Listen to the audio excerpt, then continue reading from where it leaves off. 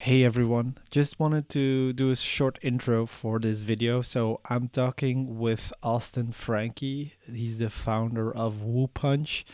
And he's a very interesting person when it comes to branding.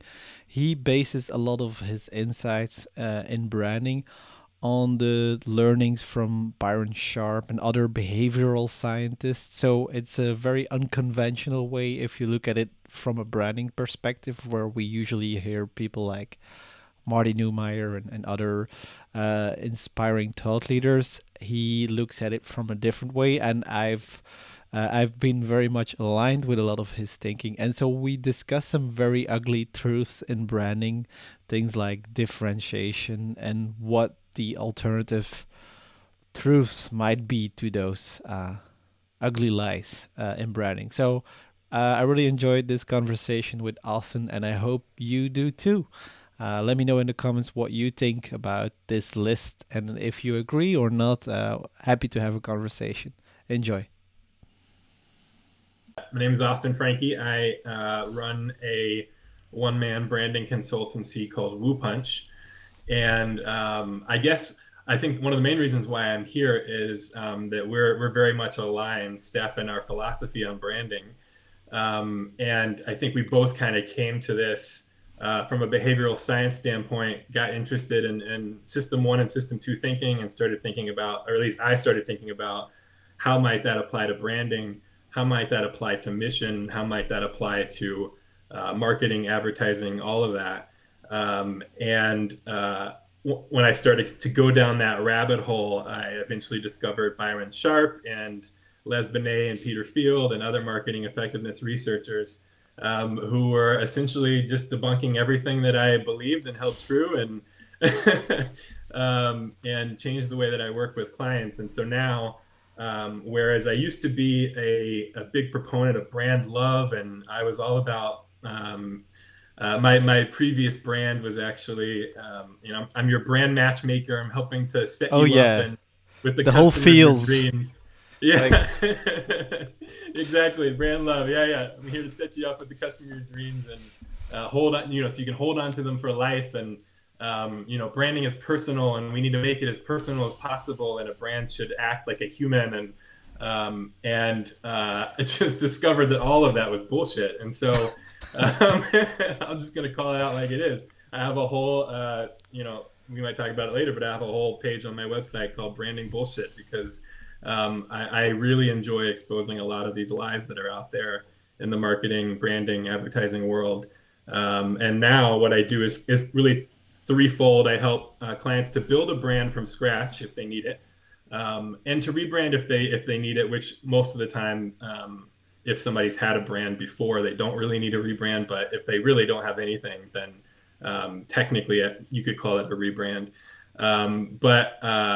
So I help clients to build brands. I also help with ongoing support. Once they start looking at maybe the sexy thing here or there, I'm the guy that says, no, no, no, no, no. I know this is boring, but stay the course. This is how you're going to grow.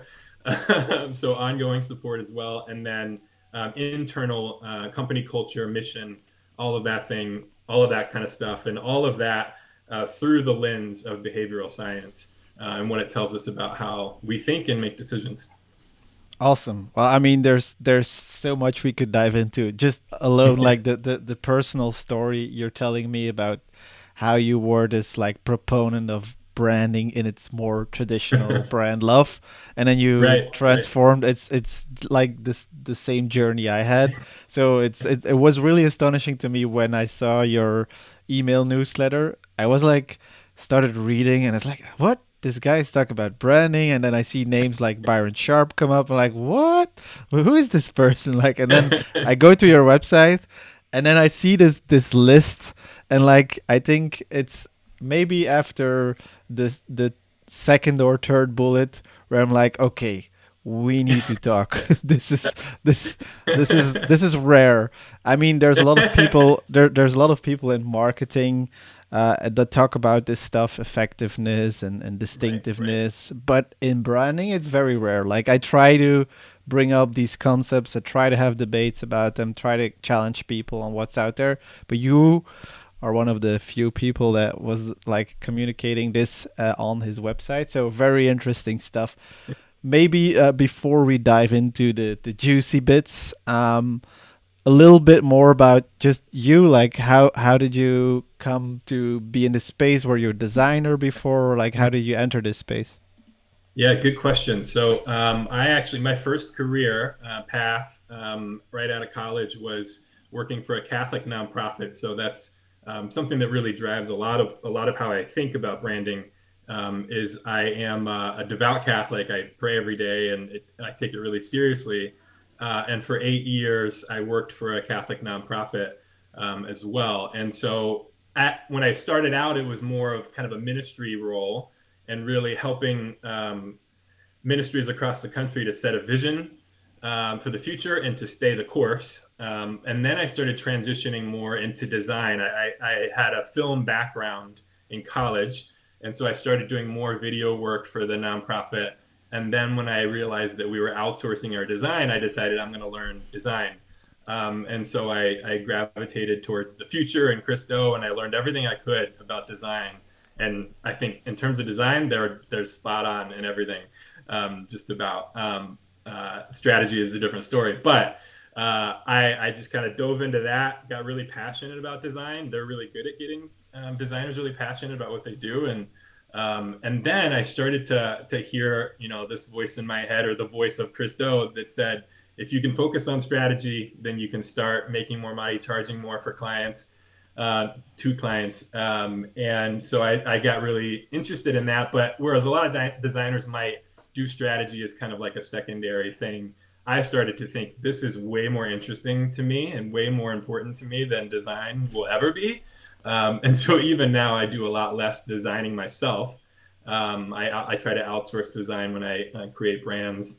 But the strategy piece was really core. But then, when I started just kind of twiddling my thumbs when client flow was a little short, and the clients weren't coming in, I had all this time to learn even more and more. And then I realized Google and YouTube are really terrible at teaching. If you want to learn something, if you want to learn something that's effective, stay far away from Google and YouTube. It's not going to help you. Read a book, right? Go to a library, look at the references in the book at the end to see where they got their thinking from and where that came from for them, and read those books and follow that rabbit hole. And so I did that. And that rabbit hole led me to Byron Sharp, and it led me to Daniel Kahneman, and it led me to Rory Sutherland, and a lot of the same people that you are really interested in.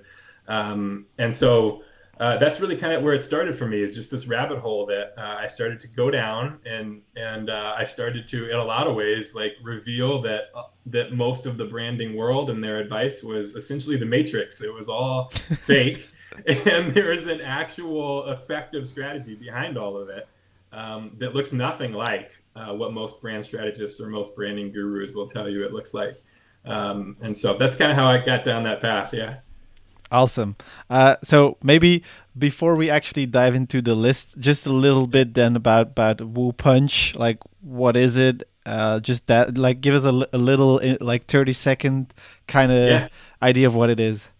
Yeah, so Woopunch, the reason I call it that is because it's essentially, the customer won't know what hit them, right? It's using behavioral science to kind of just help them to notice you to begin with, and not really to go much beyond that, and not in a manipulative way, but because customers don't care about you, and that's okay, and that's a good thing.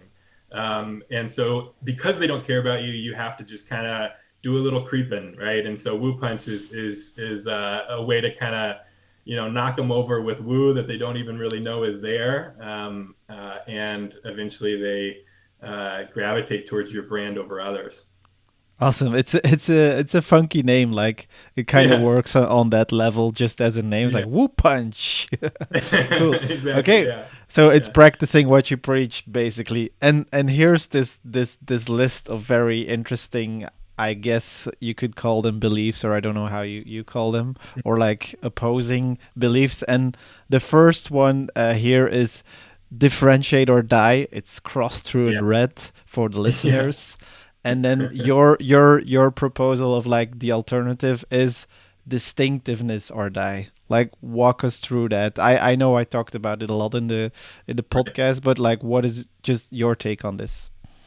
Yeah, I think fundamentally, differentiate or die assumes that customers make conscious decisions to buy brands, and that they want to identify with a brand. And the reality is, the research that's been done on this is that differentiation, for one, is rarely ever perceived by anyone. I think it's around 10% of the time, is what the studies are saying.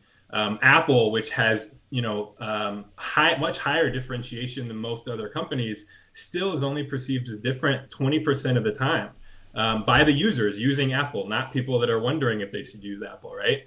And so this whole idea that Apple has become successful because of being the radical, think different, contrarian, it just isn't grounded in reality. Most people have no idea that that's what Apple is wanting to be perceived as.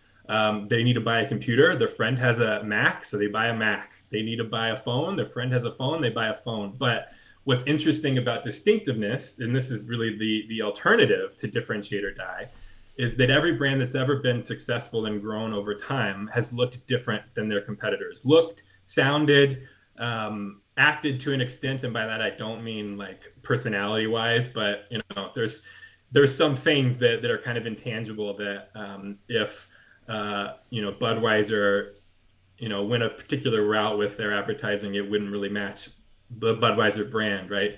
Mm-hmm. Distinctiveness or die is this idea that if you aren't standing out from your competitors, if you aren't the red can in the Coke and Pepsi war, or the blue can, right? Then if you're both blue cans, like sometimes it's that simple. If Coke's brand was blue or Pepsi's brand was red, it'd be a lot harder to distinguish which brand is which. It would be more confusing for the customer, and that brand would not grow. It would die off. Whichever brand isn't as established in people's minds wouldn't be as effective. And so sometimes it's as simple as that. Looking distinct, sounding distinct. Again, audio can be a very powerful distinctive asset.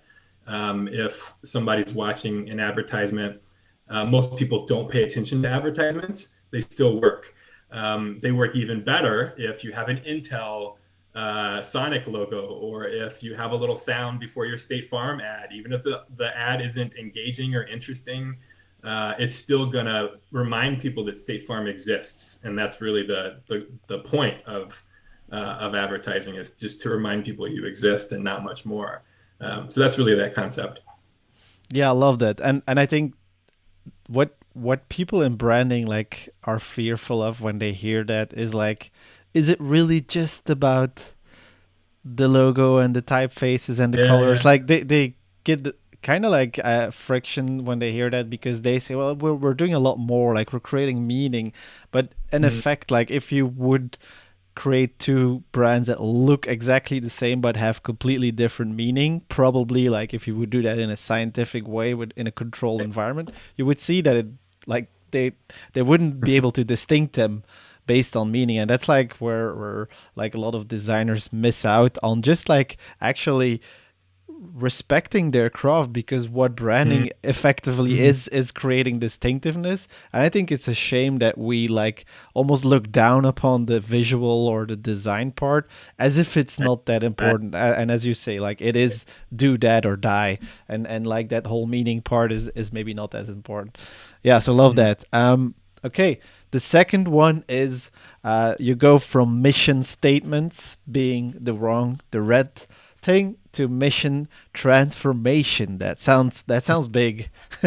It sounds big and vague, but if I'm just doing one-liners here, it's the best I Yeah. got, really, right? So mission statements don't work because written text or statements in general aren't the most effective way to inspire real action. So mission is important, depending. I would love to talk later about how you don't have to have this great big brand purpose to still have a mission. That in fact, if you don't fix if you don't treat your own employees with dignity and your customers with dignity, stop trying to solve the climate crisis, right?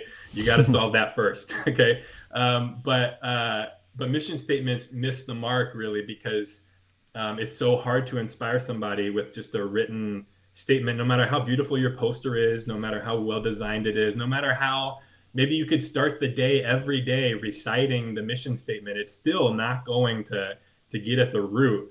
And before written down text were images, parables, stories, demonstrations. That's how we learn, and that's how we act. It's those forms of communication are much more unconscious, and because they're unconscious, they take deeper root. Right? When we consciously try to do something, it's harder to keep doing it. We know this.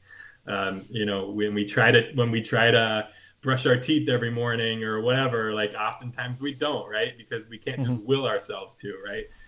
You have to put the We need reminders. toothbrush like on your stairs when you go up, and it Exactly, has to be in exactly. your pathway to actually do Right, that. And the mission right. statements should be something like that, something almost like that forces you to think about that, right? Yeah, yeah. And I think we've seen that mission statements don't work. There's so much obvious evidence. So many companies that have spent thousands of dollars formulating a mission statement and then go and, hire trafficked workers and, just like, there's just so many different examples of companies, countless examples of companies that had a mission statement and then completely did the opposite, not because they didn't try to stay on course, but because a mission statement wasn't the thing that actually was going to help them do that.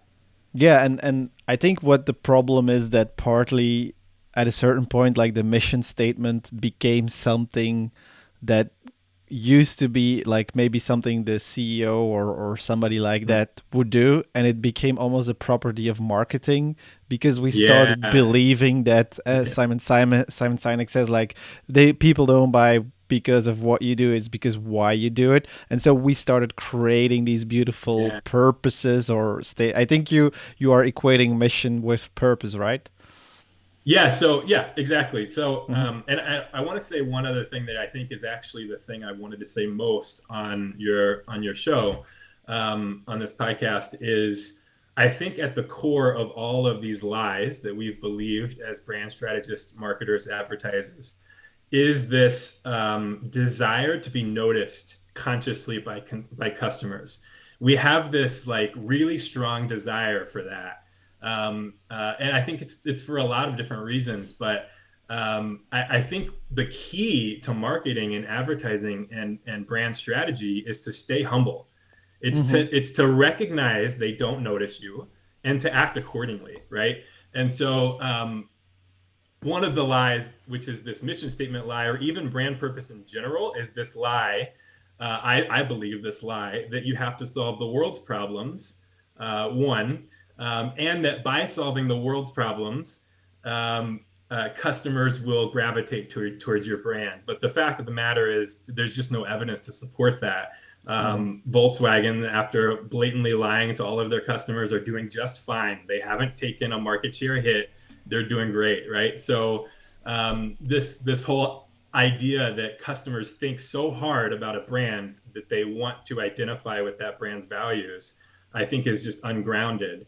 But brand purpose on the other side of that coin is very effective for employees, right? And the reason why is because an employee wakes up every day and goes to work and thinks about your brand for at least 8 hours a day in most cases, right? They are thinking about you. Customers are not, They are right? the And so opposite. for yeah, They really exactly. So care for because it's their paycheck, right? exactly. And in even deeper than a paycheck Yeah, is for this sure. intrinsic motivator of just like feeling satisfied at the job they're doing, Yeah. right? But I don't think that a brand purpose has to solve racism or diversity or the climate crisis. I think your brand purpose, first and foremost, needs to lift up the human dignity of your employees and your customers. And if it fails at that, it's going to fail at anything else. And what that means is that your employees have time to spend with their families. They're not addicted to working at your company, they aren't working 90 hours a week. They're working whatever hours make sense for the life that they're living at the time. And I think this lie that's at the root of a lot of these lies is this concept of marketers really wanting customers to notice them, and they don't. And that's really hard to wrestle with. It sucks. So when you come to that realization that no one cares, like it's not an easy realization to come to. So that's my little soapbox on brand purpose in general too. Love that. No, but it's for me that was like one of the most humbling moments when I made that shift in my own mind. Like when I started thinking, well, they really don't care, and I started looking at like my friends and family, and I started really observing, because before Mhm. I found like examples to like confirm my bias that branding is hugely important, and then Yeah, all of a sudden I saw like, what, wait, people really don't care. Like the maximum they know about your brand is, oh yeah, that's the red thing with the blue right, thing or something like that, and right, that's right, it, right. and that's more than enough. And it's actually quite cool if you realize that you only have like maybe that one or that, and it doesn't have to be logical or meaningful at all. It's like Right. once you start building brands that way, it's actually a lot more humbling and cool to do. But yeah, I agree with you that it's like that's a hard truth to live with at first. And I've had many people in writing get a little bit angry at me when I say Mm. that, because it's like you're almost like diminishing them as a person. That's how it Yeah, feels. Well, yeah, actually, it's not that's the case. Yeah, love that. Maybe one more question I do have, because sure. you mentioned mission transformation, and how like the mission statement Mm. as a worded thing doesn't really work. Like, do you have some advice on how you mentioned parables and image, like have Hmm. some Hmm. examples maybe of how we can make it more actionable and worthy in an organization to do such things? Right. So if you take a behavioral science approach to not only marketing, which is essentially acknowledging that people don't care about you and you just need to be the easiest choice for them, you can also apply the same thing for mission, for company culture, right?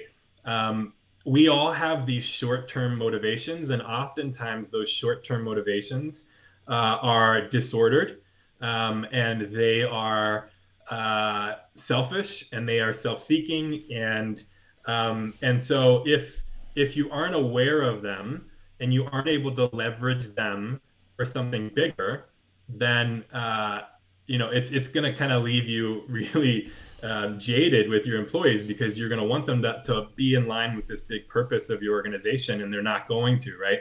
Because they have these short-term motivators. And so what I do is I work with clients to identify the long-term good of the customer and the long-term good of the employees, and even themselves as a founder, if I'm working with the founder. Because the long-term good can be this compass that helps you to reach this mission that you're actually wanting to fulfill. Hmm. But you have to be aware of the short-term motivators and leverage those for the long-term good, not in a manipulative way. Facebook and Instagram and Twitter leverage short-term motivators to keep people addicted, right? Like But you dark can UX patterns, like you put a cookie, and exactly, then actually if you take that exactly, cookie, you did something good for the company. Like, gotcha. exactly. Gotcha. Yeah, yeah, yeah. And I think that same thing can be applied if those short-term motivators are redeemed in a lot of ways. And I'm speaking really as a Catholic in a lot of what I'm saying here. It's coming out really, but it's true. If you can redeem those short-term motivators to achieve this long-term good, then that's the key. So short-term motivators. Now that you know that that's the thing, a statement and putting a mission statement on a wall isn't going to really be motivating in the short term. The lie behind mission statements is that it will keep you focused and keep you on track for the vision, but all of these different short-term motivators get in the way of that. So what you want to do is you want to shift the customer or the employee's thinking, and even their thought patterns, from an active approach to learning and thinking and acting upon information to a passive approach. we know that there's two systems of thinking. There's system one and system two. System one is very quick.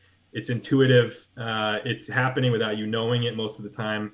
And system two is you're really thinking hard about something. You're making a conscious decision, and they work together all the time. It's not like one is exclusive to the other, right? They are partners really. But there, within system one and system two, there are different ways that we learn: active learning, passive learning, and implicit learning. And active learning is essentially learning that phone number, and then once you get to the phone, you forget it, right? Implicit or passive learning is learning the phone number once and maybe saying it a bunch of times in your head, so that you've learned it, but you haven't really learned it in an active way. Maybe memorizing isn't the best example of that. It could be something else. But then implicit is now you know the number from your childhood, right? We know our home phone number. I don't know if kids will now because they didn't have landlines or whatever. But from my childhood, I know my home phone number, and so I don't need to memorize it anymore. It's become implicit information. Now, written text requires very high levels of active attention to process it, to manipulate it in our minds so that we can actually do something with it. And earlier forms of communication before written text was ever a thing, of images and stories and demonstrations, these things are inherently more passive in the way that we learn them. And so if we can, and the goal really is for it to become implicit. The goal is for our mission of our company to be so natural that we don't have to think about it anymore.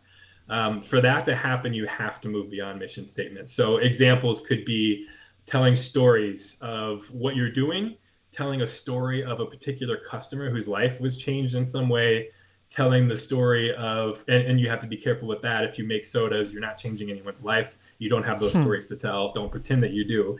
But then also images as well, like taking your mission and kind of putting it into a metaphor, or maybe even hiring an artist to come in and do a mural on your wall that conveys that mission. There's also demonstrations. You should be following that mission, and whenever there's an example of an employee that has done that, call them out on it. Say, this is a great example of what we're doing. And then I like to talk. Dan Ariely has done some research. He's a behavioral scientist, or a behavioral economics, I guess more in some ways, researcher, and he's done some studies on being reminded of the good, really, so that you cheat less, right? We naturally cheat less when we're reminded of the good, but the opposite is also true. We cheat less when we're aware of how we're going to cheat, and we know it's inherent in us, and we get ahead of it so we can stop it before it happens, right? And so that's another piece of what I do with clients, is to see, well, what are your like inherent ways that you are tempted to cheat? Let's get ahead of those. Let's call those out, and let's make sure that you're reminded of those daily, weekly, monthly, to make sure that you aren't falling into that trap. Yeah, I love that. I think there's a lot of interesting stuff there that people could work from, and a lot of research to build on. But basically, it's about understanding that people aren't these like super rational Right. beings that read something and internalize it. It's like Mhm. working with our messy selves and understanding that. And Exactly. actually, it's funny. I just read a book. It's about something completely else. It's about financial management.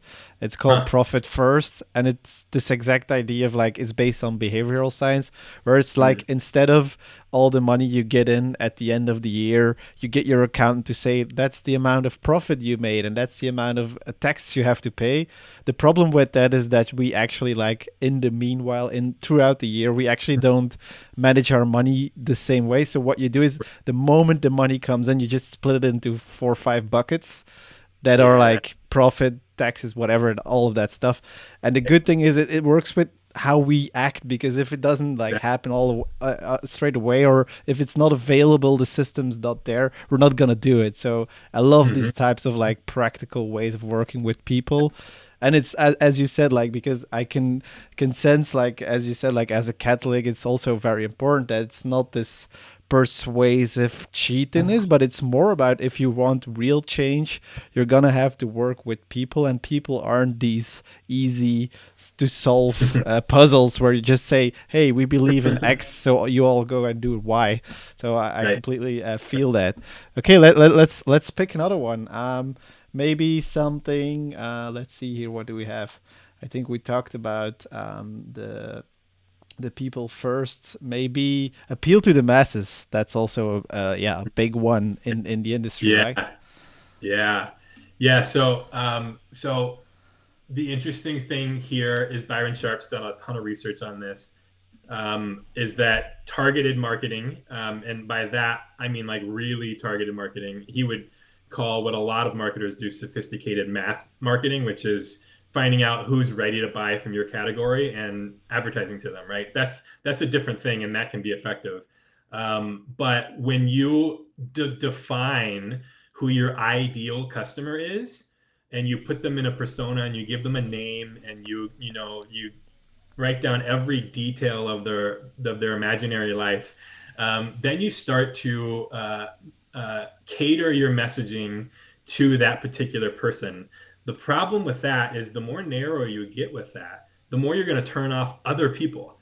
And Byron Sharp has discovered, and before him, the Ehrenberg Bass Institute, which he's a part of before, has discovered this really interesting statistical curve, that whenever a brand has been measured over the last 60 years, no brand, big or small, niche or wide, whatever, no brand has defied this statistical curve.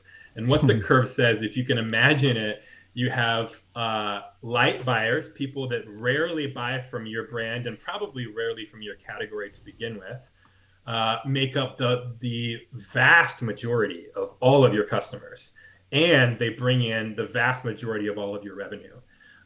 So if you look at this curve, it's a bar graph, which is the amount that people are buying your product, and The frequency, I guess, right? the frequency, exactly, the Yeah. frequency they're buying your product, and then what percentage of your brand does that type of customer um, make up, right? Yep. So what you have is these really tall bars on the left, which are your light buyers. And then as you go down, it consistently dips and dips and dips and dips, the heavier the buyers become.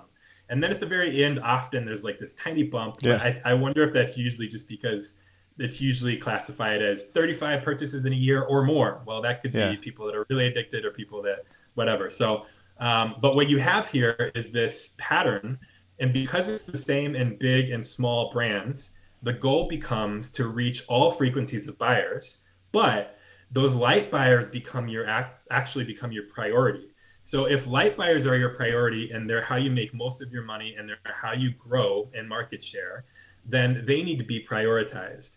When you narrow down your target market to a customer persona, then you start speaking to the heavy buyers that aren't bringing in as much income or as much revenue as you would like, and there aren't as many of them as you would like. And so you start having this really distorted, skewed view of how you should be marketing to people, when in reality, even if this curve was flipped, even if most of your customers were loyal buyers that would never dare move away from you, and they were your ideal customer, you don't need to advertise that to them. They don't need to be reminded of you. So you still have to advertise to the few people that don't think about you. You have to remind them you exist, right? And so when you define a customer persona and you start trying to market to that very specific person, you are missing out on like 60 to 65 to 70% of all of your customers, and your revenue, right? And so it's just a really foolish way to go about things. What's interesting again about this curve is that it's been studied over the last 60 years, and not one brand that's ever been studied has defied it.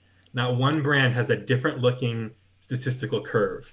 That should tell us that customer loyalty and prioritizing it, and prioritizing heavy buyers and creating customer personas, is not the way to growth. Now, if growth isn't important to you, that's fine. Growth Mm. is not the end, right? Growth, there are far more important things than growth. If it's more interesting for you to work with the loyal, customers that want a relationship with your brand, and that makes your job more exciting, go for it. You're just not going to grow that way, and that's Yeah, fine. yeah.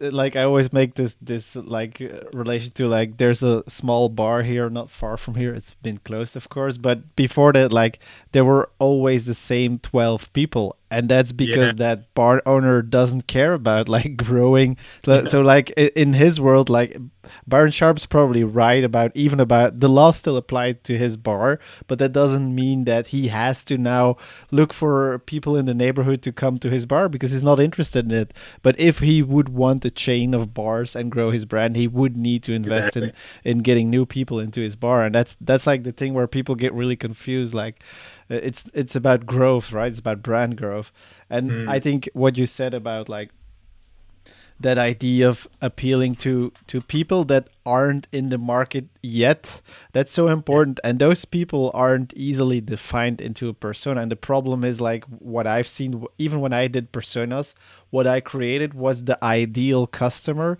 that was already in the market and probably that, even already was gonna buy my stuff that, like eventually. So that's not an interesting person to target or marketing. You're spending right? money on somebody that's gonna come to you anyway. So yeah, I completely agree. It's about thinking about people that maybe in 4 years might buy your stuff. And it's Yeah. that's a tricky mindset because we want it to be this perfect thing where it's like, hey, this is Bob. He's quirky, funny, has 2 kids. He loves sustainability, and we are sustainable. Look at this; it's the Yeah, perfect yeah, match. yeah, right. The perfect match. It's matching the Uh, customer of your dreams, right? Lovely, lovely. Yeah. Yeah, let's take another one, and then maybe I want to, because I do have some other questions besides the list. Let's what's like your favorite one? What's your pet peeve? Mhm. Which one do you want to pick out of the list? Yeah. My pet peeve might not be on this list. I've been thinking a lot more about it lately. Um, my pet peeve is what I had mentioned earlier. This kind of self-importance of the marketing world where we want to believe that customers notice us. And when we do the research and we find out customers don't notice us, then we start to get them to notice us. We want them to notice us. We think something's wrong with our brand We're because not customers special enough yet. exactly. That's what they think. We don't have a brand purpose yet. We don't have, we need to we need to be rebranded. We don't look as trendy as, a brand X, whatever, right? And what's funny about this is, can you imagine a world where most customers actually do fall in love and have deep relationships with brands? That is a terrifying world, because what that means is that because people are having these human like relationships with brands, they are all disordered in their relationships, right? It's a disordered thing to be obsessed with the brand. It's not a good thing, right? And when if a marketer's dream becomes a reality, and all of their customers become obsessed with their brand and form a tribe and fall in love and all of this, Kumbaya. then that like right like that's like the ultimate dream for a lot of these marketers who want that, and brand strategists and advertisers. That's the ultimate dream. But what that means is that those people aren't interacting and they don't have relationships with real people in their lives. And those real relationships, the real people in their lives, are the most important. Not to mention the fact that if somebody was obsessed with Coca-Cola as a brand, like they might need to get some counseling, because like it's a soda. It's a soda. It's something that's pleasurable that you drink when you're thirsty or just want something sweet, right? And that's all it should be. And so my pet peeve with the whole marketing and branding world is that they want this reality. And I think that is such a skewed way to look at the world. And I get it from their own personal perspective. If this reality comes about, brands can be more than sleazy advertising, right? And I think it's Sure. there's this self-importance piece on the one hand, And then there is this guilt on the other hand, and Byron Sharp talks about this. The reason brand purpose is so popular right now is because marketers and business owners and founders and advertisers feel a little guilty that their job is to make money and to sell things, right? They feel guilty naturally because if that is their only job, right, that is kind of empty, right? Yeah, And so in it order to reminds make up me. for that, Sorry to interrupt you, but it yeah, reminded me of like I saw this post recently where somebody said like, yeah, I'm really not a big fan of capitalism, and like it's there's a lot of wrong things happening, but luckily I'm in branding and I'm creating culture and meaning and helping brands to become better. And I was like, really, like you're still a big part of like you help brands sell stuff like better and eat more easily because you make them look attractive and trustworthy, even though maybe right, they're not. Like right, you're not the one going in the factory and making sure they are sustainable. You're the one telling it on the package and making it look sustainable. So like I yeah, agree that to some extent, like if we all take a step back and realize that it's really not that important and that what we are doing is not this like we're not creating religion. Like that's right, that's right, that's for exactly. religion, right? Let's keep it there. Yeah, yeah, yeah, and I think business should never be a means to an end. I think another piece of this whole desire for customers to fall in love is that they see business as the end. The end is that the business is loved, right? But in reality, the business should never be an end. It should be the means to an end. Hmm. And business from the beginning of time has always been, I need to start a business so I can support my family. What's happened since then has been, especially in startup culture, has been I need to start a business because I want to be the next Facebook, or I want to be the next Google, or I want to be the next this or that, or I'm unsatisfied with the corporate world or whatever, right? And what the reality is, business as a means to an end, the end can be something different. And I think it's more common and more it's more important and more valuable if the end is the dignity of the customer and the employees and yourself, and not whatever grandiose brand purpose that you can think of, right?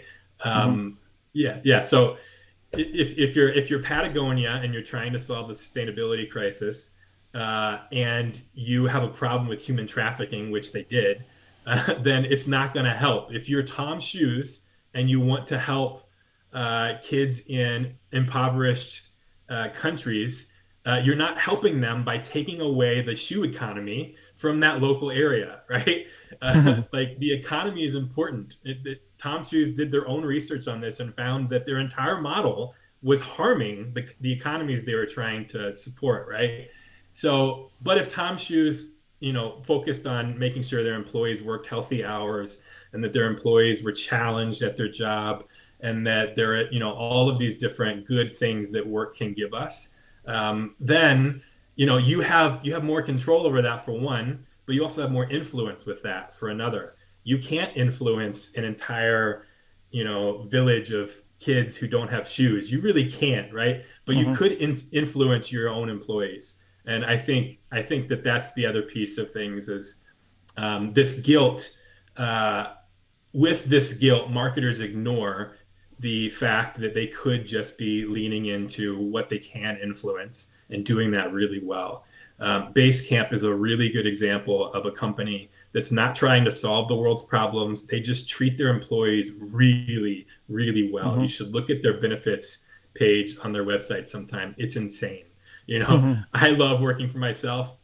There's a part of me that would give that up if they offered me a job right now because their employees are nut. Their benefits are nuts, right? Maybe if they And ask that's been, to do like a rebrand or create a brand yeah, purpose, you're gonna set right, aside your. exactly. Yeah, Basecamp isn't trying to solve the world's problems, even though they are more active in fighting against Facebook and Apple more recently. But they're at the end of every year they look and see, were we profitable and still able to input to pay all of our employees. If the answer is yes, that's a win, even if it's a Hmm. dollar, they said. So that's really what the business should be. It should be a means to an end. And if you think of it that way, the guilt can start to fade away when you actually start tackling that. Yeah. Cool. Like, I think one more thing I'm really wondering about, because you and I have been in the same situation, like where we were doing our job in a certain way because we believed Mm, certain things, mm, and now mm, all of these things have been like the ground has been pulled from under yeah, us, and it's like, yeah. whoa, there's something else. Like, on a day-to-day basis, how has this whole world, like, of thinking in Mhm. distinctiveness and sharps and stuff, like, how has that influenced your day-to-day job? What has changed? Or are you still just doing the same thing but thinking about it differently? Yeah. So it's a really good question. I'm actually in the middle of figuring that out. So my discovery of Byron Sharp and a lot of this stuff is pretty recent, within the last 8 to 10 months. Hmm. And so for me, there's a lot of like still trying to figure this out. But I know that the wrong thing to do is to still pretend that everything works that I was doing before. You're right. I could easily do that. That's the crazy thing is Marty Newmeyer and Christo, and not to like call them out specifically, but a lot of these gurus have and they think it's the right thing to do. By the way, they're not manipulating a whole group of No. people and going down the wrong path. But there is this sense that you can make a lot of money by preaching the wrong thing. Um, and there's every really popular business book over the last however many years, almost all of them fall prey to the halo effect, which is something that we could talk about. But I know you've read that book, and I recommend that for anybody who's in the business world at all. Yeah. But they all suffer from flawed research that led them to flawed thinking. But they're hugely popular because the message is simple and they tell a story, It's right? funny. I could do that. I told that, like, to somebody else before. Actually, like, they oppose everything Sharp says, but their message is very simple, consistent, Mhm. and they are Yep, usually quite distinctive. So they actually exactly. That's and they the appeal to the masses. So they adhere Yeah, to all the right. principles. Exactly. Yeah, they're doing everything Byron Sharp would tell them to do. That's exactly right. So I could be that kind of brand strategist, but that feels wrong to me and unethical. And I think that's probably where you've come to in that line of thinking. But it does shake the ground under you, and it helps you. It makes you like rethink how you work with clients. If brand strategy, the intangible, I actually make a distinction between functional differentiation and conceptual differentiation. I listened to your debate with Christo, and all the examples that he brought to the table about differentiation were all functional Hmm. differentiators. Dollar Shave Club functionally differentiated itself by skipping retail stores and creating a subscription service. Tesla functionally differentiated itself by being the first luxury sports car that was also electric. These brands didn't grow to where they are now because of their conceptual differentiators. Elon Musk's desire to make sure that we have another planet that's ready for us to go to the second that the environment crashes, right? Like, people aren't like buying Teslas because of that. Most people that are No. buying Teslas in just about every other aspect of their life are hugely like the opposite of sustainability. They have huge Yeah. houses. It's They status, have, right? exactly, right. They're not convinced by that. So there's functional differentiators, and Uber is another great example. They were a functional differentiator, and by functionally differentiating themselves, they disrupted Yellow Cab. But now Lyft is here, and now Uber can't rely on its functional differentiators because Lyft is the same thing Yeah. functionally, right? But the mistake is that a lot of people think now you have to focus on conceptual differentiators, right? But in reality, Uber just needs to look black and Lyft needs to keep looking pink. I mean, or Hmm. purple or whatever color that is, right? That's in a lot of ways, that's what they need to do. And if they start utilizing traditional advertising, which they should, then they should create sonic logos. They should really lean into their distinctive assets. So building a brand looks very different because it is surface level in a lot of ways now. For me, Yeah. it is more about design. It is more about distinctive assets, and less about the intangible differentiators, conceptual differentiators with a brand. So now my focus has become, and it's always been focused on mission and company culture as well, and that was a big part of what I was doing with the strategy before. I would say if you're going to have a brand purpose, you need to make that consistent throughout the board, and I would help them to do that. But I wasn't as critical of brand purposes from a marketing standpoint. Hmm. But so now I work with companies on their culture, but also I think another thing that Chris said at one point, he said, if this is what branding is all about, then the job of branding just becomes reminding people of this being the what branding is. It's just repeating the message, repeating the message. And I think that's exactly right. I think that companies struggle with this idea inherently. Founders struggle with this idea inherently because they are always consumed by their own brands, and they need somebody on the outside to say, stop looking at that sexy thing.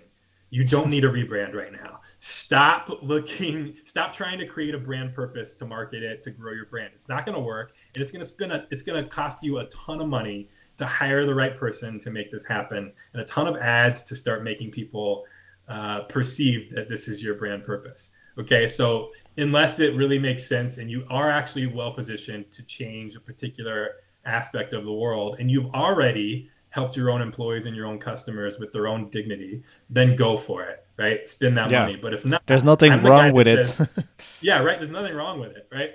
But if not, I'm the guy that says, stop it, in a lot of ways, right?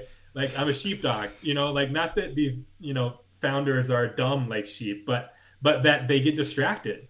And so a lot of what I do is, yes, repeating the message, repeating the message, repeating the message, repeating the message. And that's a very valuable thing for somebody who is constantly being bombarded by lies in the marketing world, right? Yeah, absolutely. Yeah. Because it reminds me of a conversation I had a few days ago, like with a few entrepreneurs. I have this small mastermind thing, and like all of them mentioned like as a strategic struggling with their market positioning. And then when you Mhm. get into it, it's like, yeah, we're struggling with finding like what we're really about, and they're constantly redefining that promise or that ID. And I was like, you're the one with like the, I don't know, the beaver on your pack, like maybe just like show that beaver more. And they were like, Yeah, right, exactly. Yeah. what?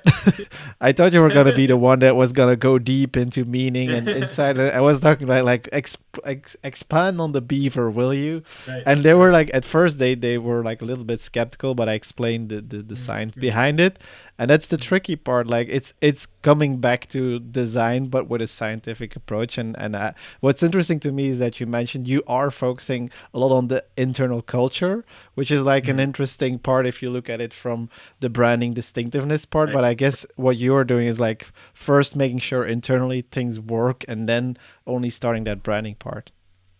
Yeah, so I think of my work in all aspects of it as more of a behavioral strategist than a brand strategist, because Interesting. at the core, that's really what I'm doing. I'm trying to identify how customers think, how employees think, how they make decisions, and acting accordingly.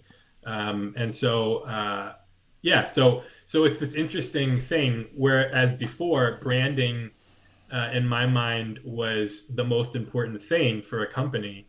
Mm-hmm. Now it has become a little closer to a distinctive logo and design, right? Design, on the one hand, like design is more important than ever, but on the other hand, most of everything else about brand strategy is less important than ever, right? Yeah. And so it's interesting, Christo is right.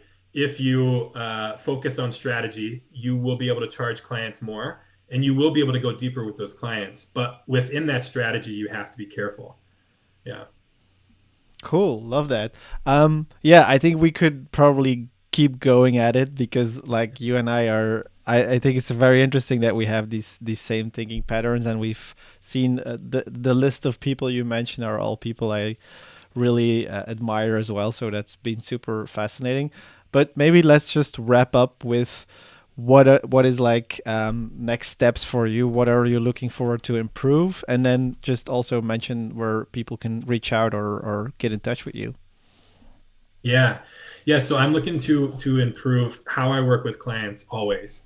That's how I got to this place to begin with. Is I kept trying to figure out how to improve my work with clients, and I set aside time for that so that I can really learn. I think that's very valuable and not to be written off. Um, what I'm wanting to get better at in the future is to really define more how to monetize. I'm trying to figure out really how to monetize this new approach to branding, which before it had this really easy, uh, there's this really easy way to monetize it. You just charge for thinking, right? Yeah, and it's like we need a rebrand. Let's do it. Right, exactly, right, right. When in reality, most companies probably never need a rebrand, but they do need other things, right? I know Byron Sharp, who was on your show earlier, said can't think of a reason in almost any case where a brand would need a rebrand if it's been established, which is interesting to me. So trying to figure out what does that ongoing support look like. I'm really Yep. interested in a lot of things, and so I'm really trying to narrow them down to the things that I think are most helpful. So, in terms of marketing, I am anti social media from a just a principled reason. Even though I know that social media can contribute to growth for marketing, it's also far less effective than everybody says it is. But also, like TV is still king and will be for a while. But I also am interested in the strategy behind the social media campaigns. For example, making sure that your distinctive assets are front and center of every ad that you have on social media. So it's interesting. A lot of marketers are jacks of all trades. I don't want to be a jack of all trade. I want to be really good at the things that I'm really good at. But that also means that it's a little trickier sometimes to monetize that. So I'm really just trying to figure out what that looks like from here on out.